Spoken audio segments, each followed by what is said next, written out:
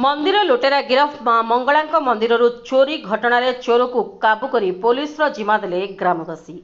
कटक जिला वैदेश्वर थाना अंतर्गत वैदेश्वर ग्राम पंचायत नाटेरी ग्रामर मां मंगला मंदिर पीठर गतकाली राति केही दुर्बृत्त पशि मंदिर घंट घंटा पितल थाली ढाल गिनी खंजणी समेत अन्य जिनिसपत्र चोरी होइथिबार सूचना मिली।